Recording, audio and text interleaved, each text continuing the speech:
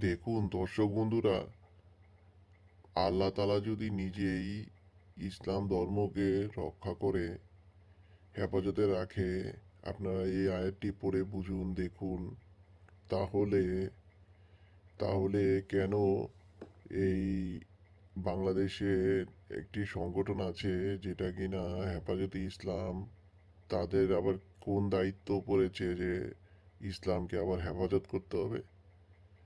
আপনারাই বলুন তো। এবং এই হেফাজত হেফাজত করে এই সাধারণ মানুষের উপরে যে আক্রমণ করছে, অ্যাটাক করছে, যারা যারা নাস্তিক, যারা অবিশ্বাসী, যারা সংশয়বাদী, তাদের উপর আক্রমণ করছে মেরে ফেলার জন্য। তো কোরআন শরীফে এক এক জায়গায় এক এক রকম গোঁজামিলে ভরা, এবং এক এক জায়গায় এক এক রকম লিখেছে। আপনারাই চিন্তা করুন যে এই ধর্মকে কিভাবে স্বীকৃতি দিবেন, আপনারা কিভাবে বাঁচাবেন, কিভাবে রক্ষা করবেন। আপনাদের আল্লাহ তাআলা এসে তো রক্ষা করতে পারবে না, বুঝে নিন। ঠিক আছে।